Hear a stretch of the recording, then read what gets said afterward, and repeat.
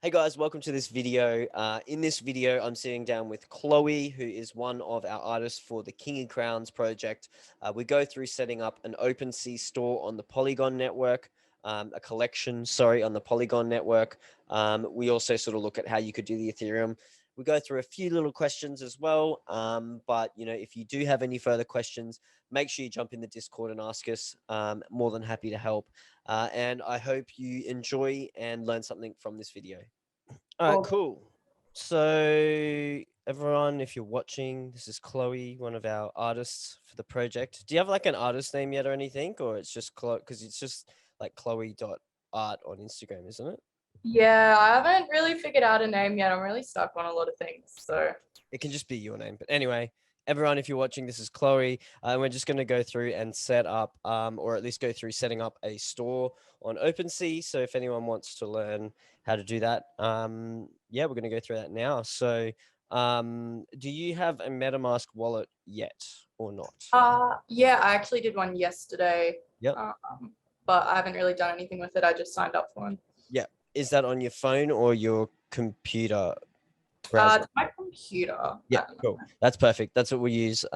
So anyone who's doesn't have a MetaMask wallet, there's a channel called How to Get an Ethereum Wallet, and if you just go to that one on the Discord, that'll show you exactly how to do that. That's by someone else, but it's pretty easy to sign up. I'm sure you figured out how to do it pretty easy. Yeah. Chloe. All right, let's just go. So I'm just going to share my screen. So yeah, basically you'll see we have Google on the right here. Once you've installed your Chrome extension, you'll see your MetaMask extension there for your wallet. Once that's installed. So all we have to do is go to OpenSea. So it's OpenSea.io. And that'll bring you up to the OpenSea website. So every time you connect to a website that's using the blockchain where you need to do something with your wallet, you need to connect your wallet to that program or whatever it is. So with OpenSea, it'll come up with this. It'll tell you, connect one of their wallets. Pretty easy. We've got MetaMask. We just click on that one. It should just be like, bang, we've got the MetaMask, but for some reason it's telling me it's not there. Let's check what's going on. Something wrong with my MetaMask. Here we go. I got to sign in. And never give your seed phrase to anyone. Never. So now I'm logged in. I should be able to just go to profile and it should figure out that I have a MetaMask wallet. Here we go. So it's basically connected my wallet to the program, and now it goes, hey, look, you've got all these NFTs in your wallet. So these are all the NFTs that I have in my wallet that are on OpenSea. So OpenSea uses two networks, which is the Polygon and the Ethereum at this stage. So Polygon is free to mint. So that's where we'll be looking at putting these NFTs at the moment. And you'll see I've got a number of my tracks here. If you just click on one, it takes you, it's the track. It says there's 200 that are owned by me.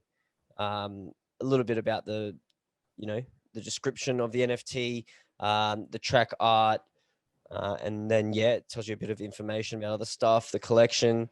If we go to this one here, which is my collection, this is what we'll be setting up today.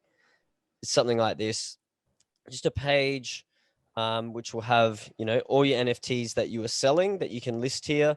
And it's from a collection. So, for yours, Chloe, will probably have, the art there, create Chloe's art or whatever you want to call it. That's why I said, what's your name? Whatever you want to call it, that's how you do it. I'll just show you how you go through the process. So the first thing you're going to want to do is just create your first NFT. So let's just go create. Now, because we're logged into the MetaMask wallet, every time we try and do like a transaction or something where it's actually going to be, doing something that it has to access the blockchain, it's going to give you this little signature request, and it's going to tell you what it's doing here. It says, welcome to OpenSea. This is the terms. This will not trigger a blockchain transaction or cost any gas. So this isn't going to cost us anything to do this.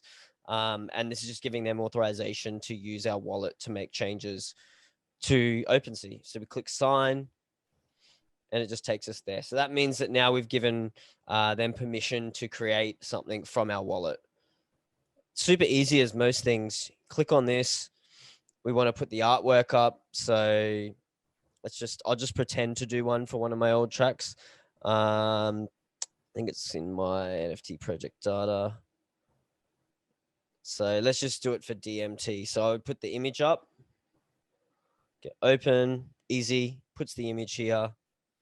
I give it a name. So this one was called DMT by Boy King Koi. And then in brackets, limited edition song NFT. So that's what you want it to be called. External link. So if you had a link to your web page that had more details about your art or other art that they can buy if they wanted to actually buy real life copies of things, if you had them available, you could have a link in here to your website, and that's going to take them to your website. What I've done with mine is actually put links to the Spotify link for the track so that people could go and listen to it. But you can literally put whatever link you want in there, to direct people to wherever you want to go. So description, I mean, that's pretty basic. It's a description of what the NFT is. So you could put in, this is a song written and produced by Boy King Koi. And then you can put whatever you want in there, literally any text to describe it or to give them information. Maybe you might say that 5% of sales go to charity or something like that. You can put whatever you want in there. Pretty self-explanatory. So when you first create your first NFT, you won't have a collection in here. So this won't come up. It won't say select a collection. So that won't, you won't have that option when you create your first one. Then we go down. You can give things properties. So a lot of NFTs have properties that are like, traits or different things. So with mine, I just put in here, I put like, type of song. And then for this song, it's an original. You can add more things. So you could put BPM, beats per minute, or you could put key signature, or you could put what else could put? Genre, and then just put like house or whatever you want. And so for your art, you can do the same thing. It could be a portrait, and you might want to create a section that says portrait, like type of, I just got out of it. You might want type of image, and you might have, portrait. And then another one might be whatever. You can have all different, for type of image. You can put anything you want in there just to categorize it and give it properties. You can then create levels as well. So you could have different levels. There could be like 5 levels. So say you wanted to do 5 different versions of an art piece. Maybe one was in a certain color and it was a limited edition. There was a 1 of 1. You could say it's level 1 or, level 2, level 3, whatever you want to do in there. And then stats as well. So these are just all things you can give attributes to, certain things. I wouldn't worry too much about these for you if you're just doing straight art.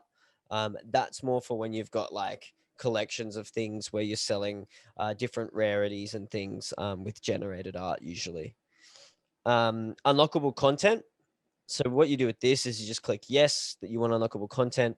You can put a link in here. So with my music and the tracks, I've just put in a link to a Dropbox that I've created with the tracks. So I've got the DMT track in there.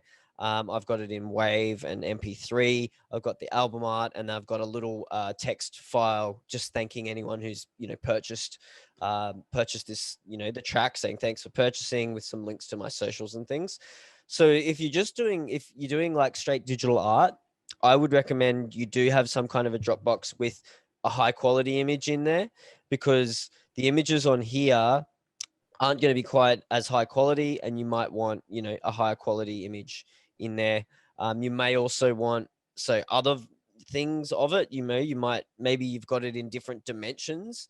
You might want to give them those files as well. You might want to put other things in there. I'm planning on putting some extra stuff into my one, so that when people then go to access it, you know, there's extra content or perks, and you can put whatever you want in there. Now that is your responsibility as the creator to maintain that file storage. So whatever link you put in here, you've got to make sure that that link is always there for those people. Because if something happens to your Dropbox and and that link disappears, that person then doesn't have access to it. So you've got to think about that, you know, for the future. But yeah, generally a link. There are other versions of file storage, you know, Google, whatever you want to use, you know, Google Drive, there's IPFS, there's all kinds of different things, but I've just used Dropbox because that's what I've got. And that will let you put basically a link to any, you know, unlockable content. Explicit and sensitive content. So obviously if you've got any of that stuff in there, everyone should know what that is. So then here, you know, supply. So how many copies of this particular NFT do you want to create? And remember, that's going to be the amount of copies that there are. If you want to create more copies, you have to create a new NFT, which isn't really the same. So think about how many you want of that particular one. You can create more down the track, but it just gets a bit messy because people won't know how many there are. So here it gives you the blockchain. So to mint on Ethereum costs you money. It'll actually cost you a transaction fee to actually create it. So I would recommend for now for most people to go onto the Polygon network. So Polygon is free. It's still connected to the Ethereum network. And if anyone's a geek out there, it's a layer 2. It's a layer 2 option. So it works on the Ethereum network kind of. So now that we've selected Polygon, we could put, so say you wanted to do maybe 5 pieces. So it's a, you know, whatever kind of portrait it is, you do 5 pieces. And so once you've done all this, filled this all in, double check, triple check, quadruple check, check it 5 times, get someone else to check. Because once you mint this, it's that forever. You can't change it. So you need to make sure that this is, you know, accurate, and it's, you know, exactly what you want it to be in terms of all these. So, you know, for you, Chloe, you'd put your image, whatever it is. So it's a self-portrait. You'd call it Chloe's first self-portrait, whatever you want to call. A link to maybe your Instagram if you don't have other socials yet. Put your description in. This is my first portrait that I did, blah, blah, blah. You know, properties, like I said, if you want to put in the type of art or type of image for self-portrait, you then put the unlockable content with your image and art in there, you know, with the link. Go down, choose your supply of 5, choose the Polygon network and hit create. Now I'm not going to hit create because that's going to create 5 NFTs that I don't necessarily want. But once you've done that and you've hit create, well, I didn't mean that. Once you've hit create, it'll essentially take you to this page here. So once you go to this page, it'll basically say, you know, this is the NFT now. So this is the, you know, what people will see when they go to purchase. But what it'll say here is it'll say unlisted, where it says Boykin Koi's music, it'll say unlisted collection number, whatever. It comes up with a random number. You'll then want to click on that one and then come in here and you're going to want to go to edit. And so you're just looking to edit the collection and then set up all the details. So if we go edit in here, edit my collection, essentially it's the same as setting up any other profile for something. You know, your logo image, your featured image, your banner image, the name. You just put the, you know, the last, what you want the website to be called. You then write in the description of what the collection is. You can choose a category. So mine's music. Yours would probably be art or digital art. It's very much advised to go to the social connections here and link your Twitter, because then they know that it's an official collection, because it's actually, you have to log into your Twitter and link it. So I definitely get a Twitter, because then they can go and click on it and go, okay, this person is, it's not some random person pretending to be Boy King Koi. It's actually, they click on it and go, all right, so it is him, he's connected, his profile. So that's sort of how they can verify that you're actually who you say you are a little bit. You can put in links then for your website, your Discord if you have one, your Instagram, your Medium if you have a blog. And I'm not sure what this one here is, whatever that one is. So then what you want to do is go down, you'll have royalties. So the beauty of NFTs is that because it's always linked to your account, you can set up a royalty structure so that anytime anyone sells your NFT, you get that royalty. So a 5%. So say I buy the NFT off you for $100 and then I go to sell it to Jacko for $200, and you've got in there that you get a 5% fee, well, you'll get 5% of that sale. And then if he sells it to someone else, you'll get 5%. So it means that the original creator of the art will always get, a commission of some sort. So that's where we, we add that percentage in here. And that's why we need to set up, the collection straight away. Then here, this is your payout wallet address. So this is where you want any of those royalties to go. To get your address for your wallet, all you have to do is click on your MetaMask extension, bring it up, I'm gonna pin it.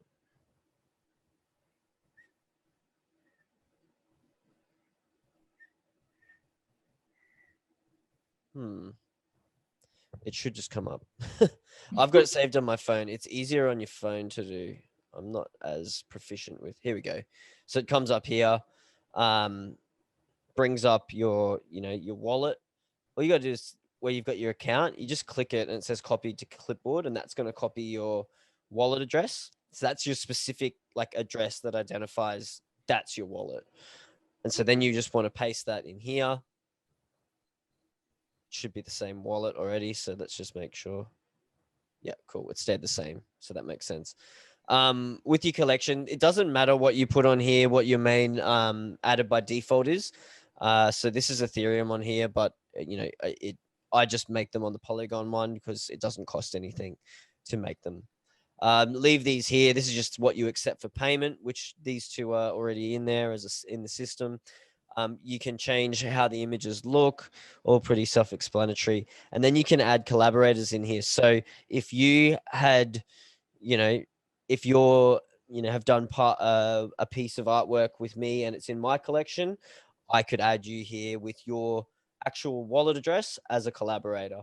And that way it sort of links, and then people can find you as well. If they're like, oh, that was a really cool piece.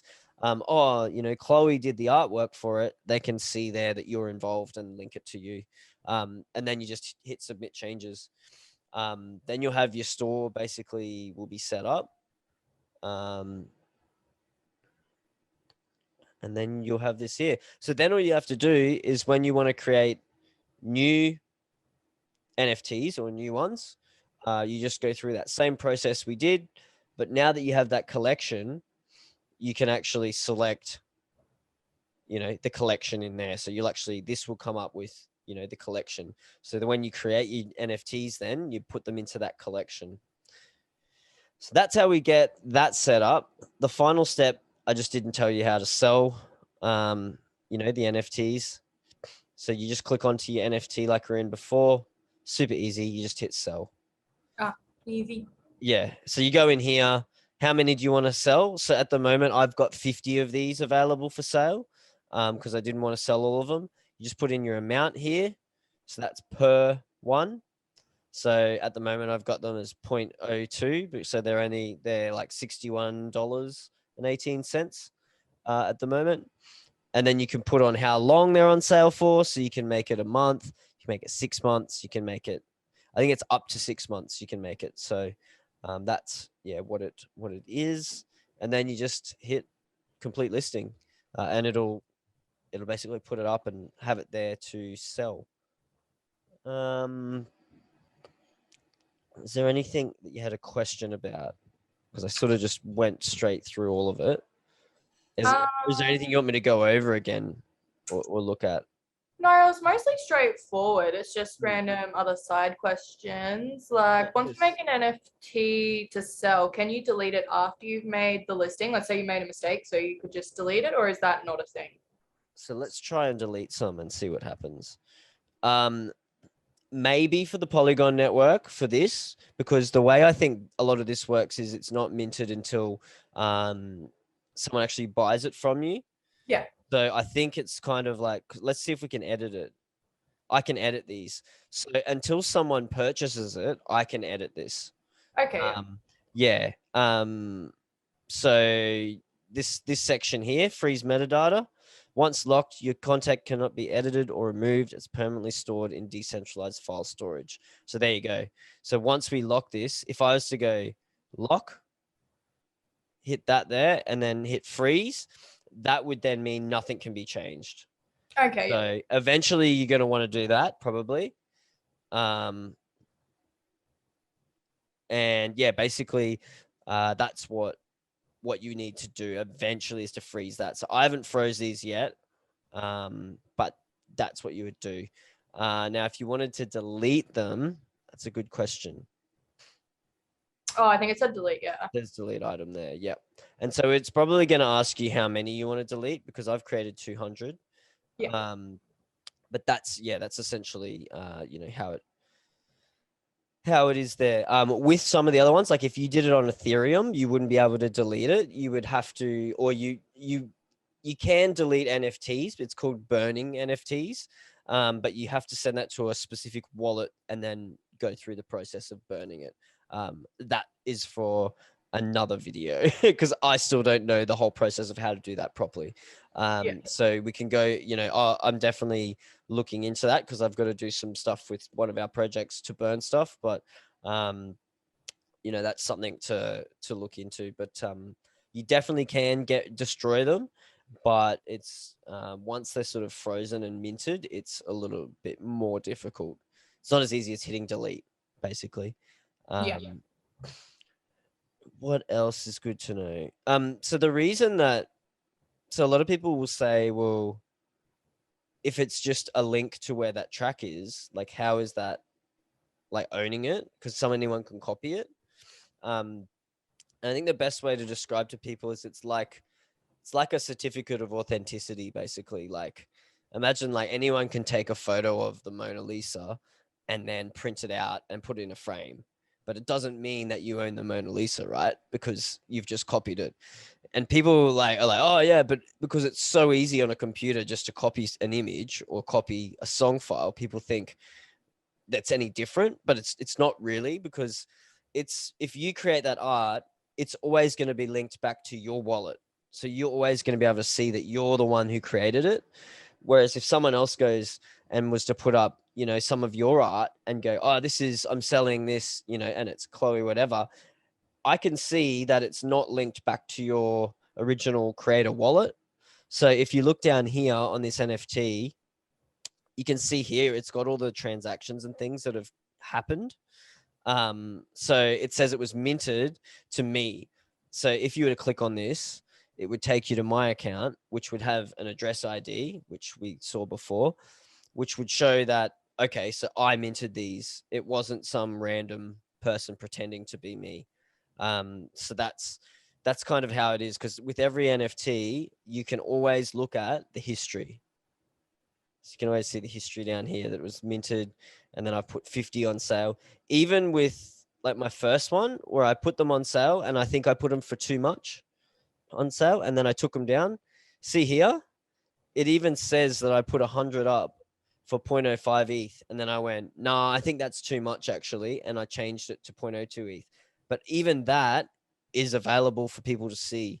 So you can see the whole process. You can see here that, I put 100 at 05.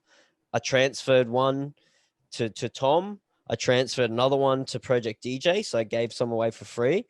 You can see I've transferred another one here to another wallet of someone who owns the DistroKid sellout NFT for it. So like you can literally see all the transactions. That's how you can tell, because you'll be able to go back and go, all right, so who created it? Click on it, and then you'd be like, okay, this is Boy King Koi. He's got his Twitter is connected and, you know, and verified that it's him. This is him. So that's kind of how it works. A lot of people are just like, oh, you can just copy it, but like really it doesn't mean you own it. That's kind of how the ownership works, in terms of saying you own that sort of copy, I guess. Okay. But yeah, so I'd say just get, if you've got a piece of artwork that you like that you want to put up, just try it. Start it out with just putting one up, and then just set up that store and stuff. And then, you know, if you can just start adding more and more, because this space is so new, don't expect like people to just to buy. Like I haven't sold any yet, any tracks, which is fine. One of the artists who's blown up in the space recently, she put art up and she didn't get any sales for a month and a half. I just heard on a podcast. So, and she's now like, and then all of a sudden in one day, she had $30,000 of sales Oh because my goodness. one person who really liked the art found it and went, oh, this is awesome, posted about it. And then some other people went, oh, cool. And then they went and checked it out. So it kind of only takes sometimes one person to find it. And because it's all public and you can see people's wallets, people kind of tend to watch what other people are buying. And so if people are like, you know, do really well in terms of finding good art or finding popular stuff, people will actually watch their wallets and see what they buy. And so if they see that they've bought, you know, something on yours, they'll go, oh, I'm going to go check that out. And people will, you know, go and have a look at it. So yeah, it's, you know, it's not a huge deal if, you know, people don't sell stuff straight away. And really the NFT market it's growing like every day, and there's heaps and heaps more supply, but the demand is still like not right there. So a big place to post all your you know, advertising on your music is Twitter. Twitter is really big for the NFT space, and I know that that's not a big thing in Australia as much, Twitter, but you know, it's a really good space to you know, get onto it to try and, you know, show people your art. And I would post Gary V. He's a big influencer in the space, and he posts like most Saturdays, I'm looking for new artists. And so that's where, if you're an artist like yourself, I would just, every time he does that, I would comment and say, hey, I'm a beginning artist. Here's a link to my stuff. I'd love to know what you think of it, you know? And then, because all it would take is him to buy one of your pieces, and then all of your stuff would sell out basically. So that's like one person I would say. But, you know, just being on Twitter and then using hashtags like NFT community, NFT artist, NFT art, anything with NFT in the hashtag, is going to get a few people, and then just start following people. And the beauty of it is as well is that, you know, if you make a heap of copies of stuff, you can do giveaways. So maybe you have a limited edition thing that's 5 copies, but maybe you've got another piece of art where you do 100 copies. And you could do giveaways online where you're like, oh, you know, I'm going to give away, you know, to one person who follows, retweets. You can do, you know, all those kind of competitions you see. But the beauty is it's your art. You own it all. You can create as many of these NFTs as you want. And so you can give them away and it doesn't really cost you anything, if that makes sense. I can get, like, I've given away a heap of my tracks, you know, for competitions and to show thanks to people and things like that. And it just, it doesn't really cost me anything as the artist because I've already created these tracks, and I don't make much on royalties anyway. So selling one of these tracks is probably going to make me more royalties than I would make in a couple of years on that one track. And so it also just gives you as an artist more avenues to sell to people. Then down the track, there's extra utility and things we can add and talk about. But for now, I think that's probably most of the stuff you would need to know to get started. Easy. I did have a one other question about like copyright issues or anything like that with NFTs. Like for example, with you, if you were to do a remix of The Untouched by the Veronicas, would you get done for like copyright? Or I mean, it's a gray area because that's what I thought. technically copyright still exists. Like copyright as far as music goes, because that's where I know most of the copyright. Usually when you do a contract, it's worldwide, or sometimes even they'll say universe, like the universe or the galaxy. I've seen that in contracts, which is funny to see. But yeah, technically copyright still exists. Anyone can actually just mint something and put it up there and it'll be there. But because you don't own it, people are going to know that. So if I was to put a remix up of the Veronicas, unless it was an official remix supported by them, you'd be able to go to my profile and see that it's, you know, it's me that did it. So copyright still exists. You do have to own all your stuff. And marketplaces like OpenSea would most likely take down your listings if it was an obvious copyright. Like people do scams all the time where people will try and, like I said to you, you know, just pretend that they're someone else and sell the same thing. If it's a really popular, you know, a really popular NFT project, as soon as it mints, people will start to create fake versions of it on the Polygon network because it's free. Like we said, that's the beauty of it, but that's also the downfall, is that some people look at Polygon and think that it's a little bit less because there's a lot more sort of scams on there because it doesn't cost you to do anything. It you know, some people are like, oh, it's a bit, you know, they don't like it as much. But this is a great way to start, just to be able to get some stuff out there. You know, if you became successful and you had a heap of money that you had, you know, gotten from doing this stuff, then I would say start minting to Ethereum, because that's a little bit more thought of a little bit more as a more premium sort of place for NFTs, because you don't get the scammers, because it's going to cost them $30 to create each NFT.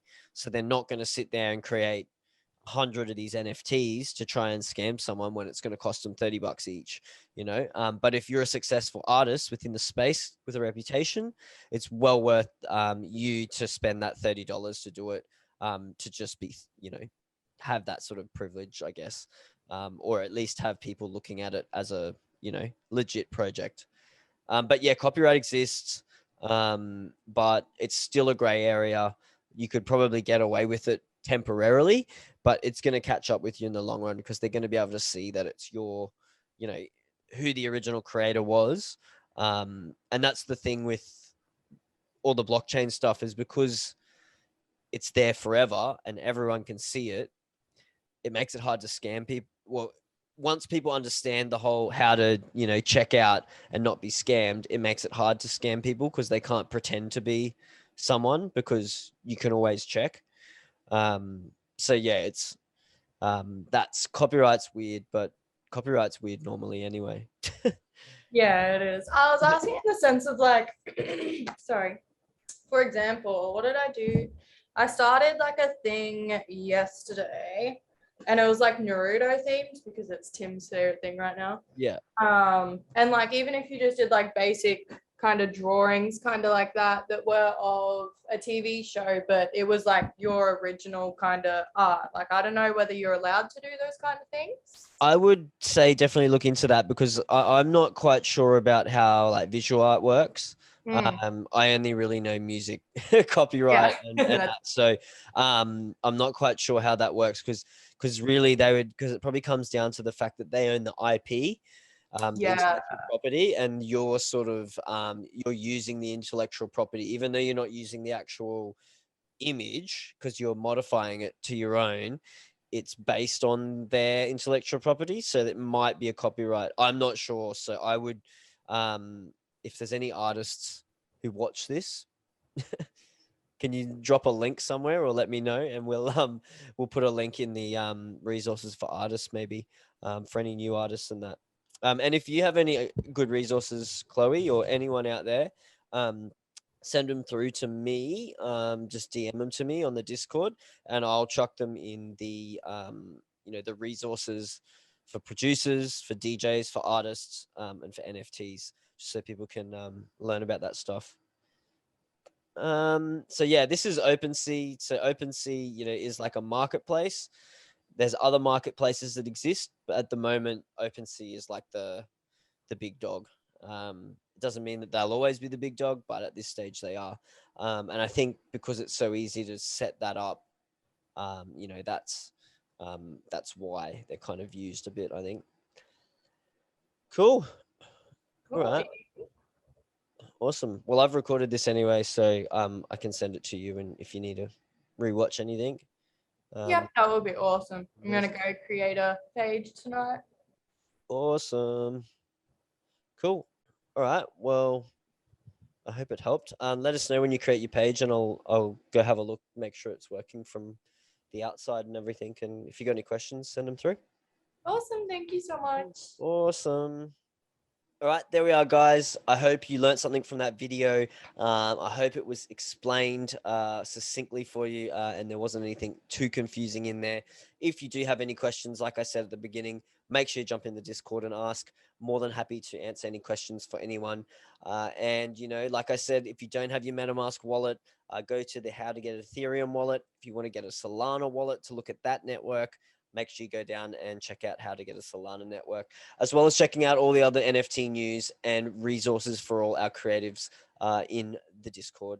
So thanks, guys, for being part of the community. And yeah, I hope you guys enjoyed this video and learned something. And once you do get your collection up, make sure you post it in the Discord. Make sure you let me know so I can come and check it out, and we can post it around and support each other. So thanks for watching, guys, and I'll see you guys soon.